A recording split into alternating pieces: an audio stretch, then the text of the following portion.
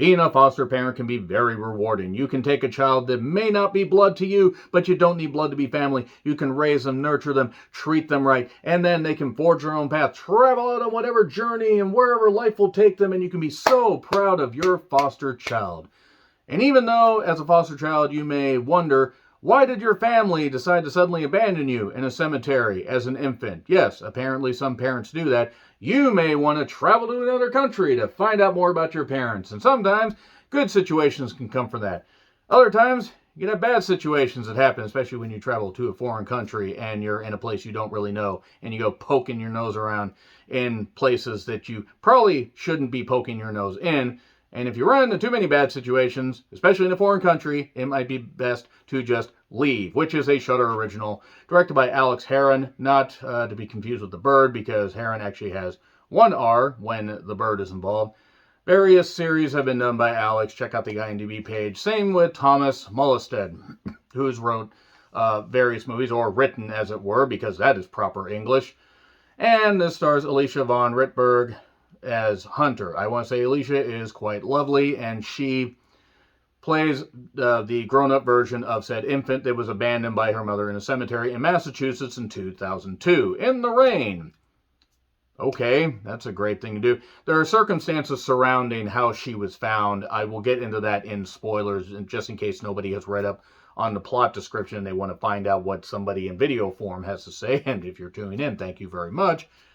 Let's just say certain aspects of how she was found kind of lead to her journey taking a bit of a detour. She was raised by a great foster dad who did recently lose his wife, but he's proud of her. She's going to be going to college. She, he, too many pronouns, pal. Sorry, Vince McMahon.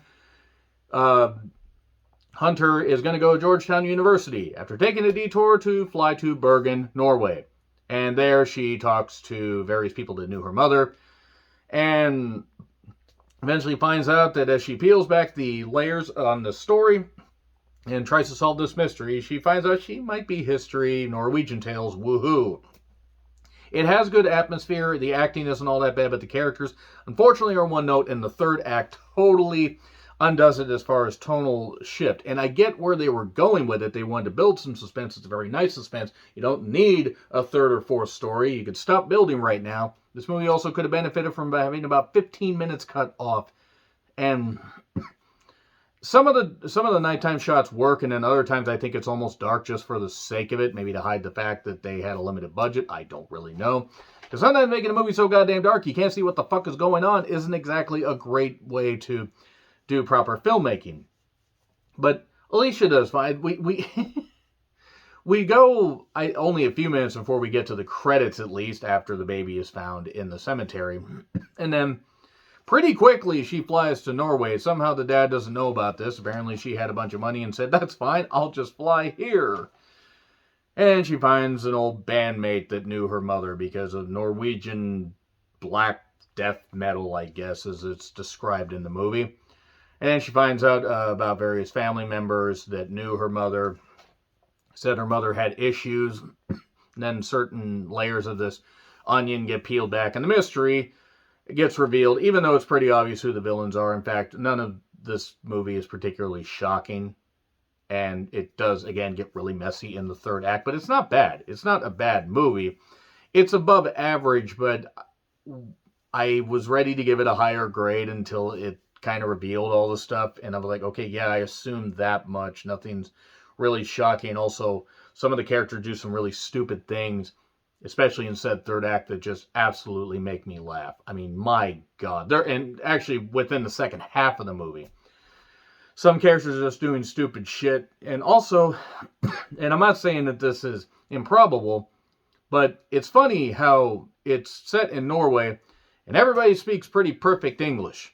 Now, a lot of educated people all around the world, it's just generally when you have a movie taking place in a foreign country, you would have maybe a few people that do, but everybody? I don't know why that threw me off so much. Again, not bad. Alicia does a good job as Hunter, and none of the twists really are particularly shocking. It is on Shudder if you want to check it out. Shudder is actually a great streaming service. No, not sponsored. Why would they sponsor a small show like this? But Shudder is a great horror service, and affordable, very affordable. Like, bunch of Italian stuff, originals like this, that are hit and miss, but Shudder is great for the price. So I'm going to get into spoilers just so you know. Decent acting, if not one note characters, good atmosphere. Third act that just goes, bleh. Anyway, 3, 2, 1, and spoilers.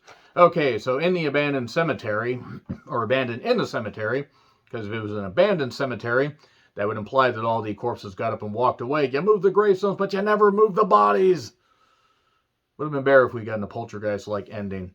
Hunter, we hear a phone call, of this woman saying there's a baby abandoned in the cemetery. Is it your baby? Hello.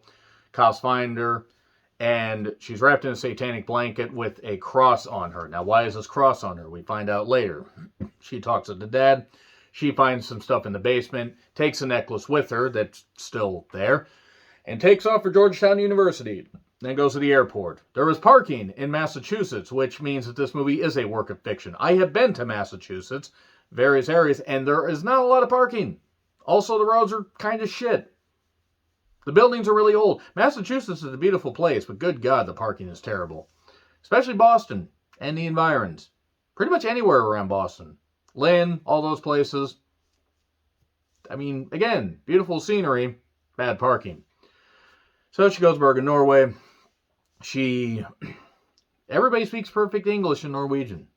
The Norwegian would make sense. She talks to a woman named Cecilia. You're breaking my heart. You're in a weird metal band in a bar. Cecilia. Okay, I'll stop.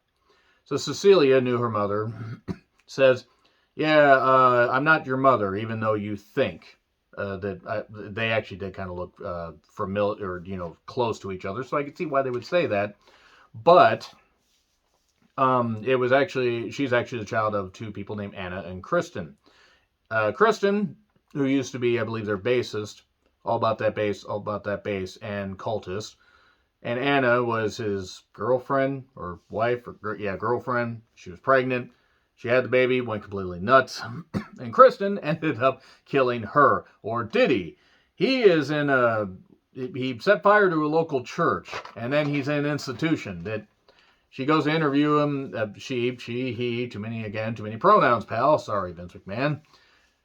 Basically, Hunter, Alicia, goes to interview him and ask him some questions, and that doesn't go all that well, to say the least, because she kind of instead of interviewing about, metal, she basically says, basically finds out more about this stuff, and it becomes very obvious, of course, he puts he just puts one and one together and figures out, shit, that's my daughter. She actually didn't get, murdered or killed, like my girlfriend had said.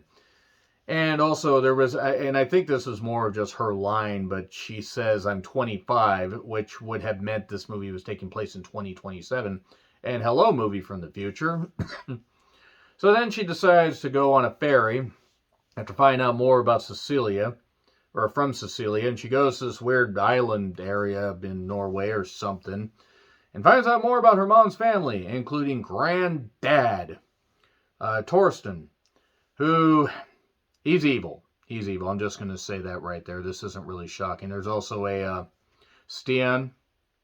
Sebastian, possibly for short, who is very creepy right from the offset. I mean, I'm not talking the actor, I'm just talking the character.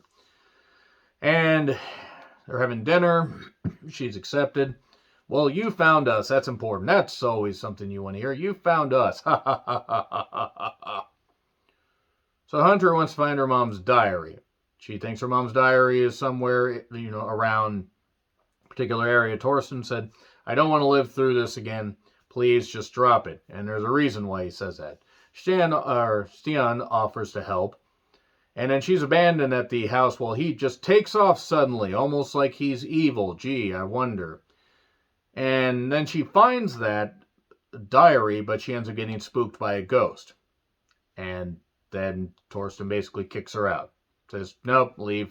I won't let you have the diary. No diary for you.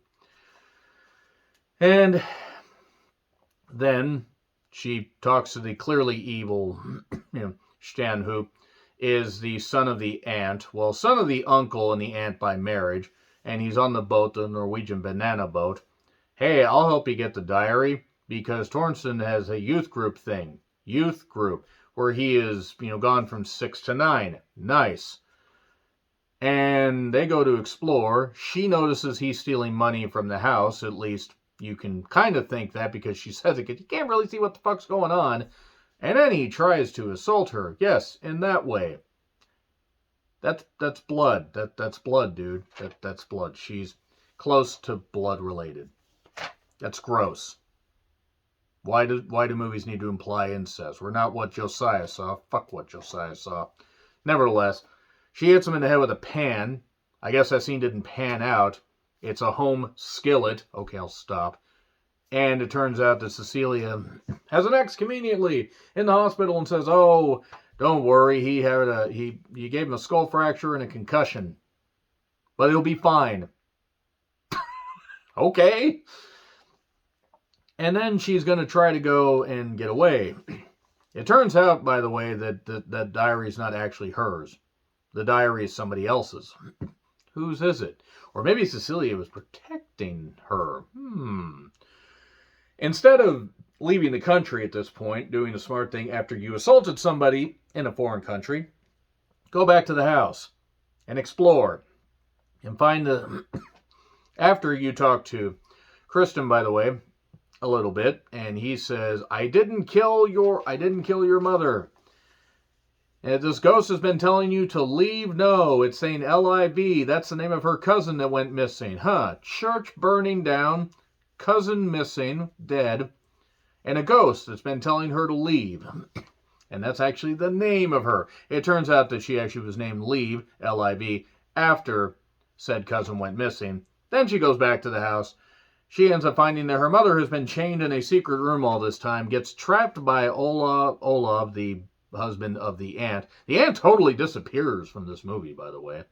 So maybe she didn't know, maybe she did, maybe she decided to peck everybody's eyes out with her witch nose. Then the granddad turns out to be like an insane, complete religious nut job, I guess. Tries to kill her, or tries to kill Hunter, and then Christian shows up. He checked himself out of that facility because he actually served his time but didn't want to deal with the outside world. Oh, you're my daughter. I'll come save you. Oh, I got stabbed in the gut and I died. And the mother and father reunite. This is what I meant by the third act falling apart. The mother and the father reunite briefly, but then he dies, and they free the mother who's been chained, or roped, whatever, not like David Carradine in Bangkok, I believe. And they escape. And suddenly, somebody turned on the smoke machine. God damn it, Frank has gone from wrestling to turning on the smoke machine in movies. Damn it, Frank, you had one job. Long-time viewers may get that. Anybody who's a first-time viewer has no idea what I'm talking about. Yeah, they get into a very foggy graveyard. The mother says, oh, leave me, I'll go get help. Oh, okay. And then the granddad hits her after she tries to attack him. Well, hits Hunter, or Leave. And then suddenly the ghost of the cousin has shown up. And then distracts just long enough for Leave to hit the granddad, Tornston, in the head a few times with a cross, and he dies. Then the mother's okay. Seemingly. And the dad shows up and says, oh, you found out. Again, the movie had a good bit of suspense building, even if it was familiar, and then it's just like the third act, oh, okay. All right. It simultaneously stretched itself out too much and also packed too much in at the end. It was disjointed. It wasn't awful. It gets a C+ for the positives. It could have gotten a B, even a B+, but unfortunately it really faltered in that third act. So that's all I gotta say. So agree, disagree what I said, like, share, subscribe, Twitter handle in the description. I'm John Rentlin. I'll see you soon.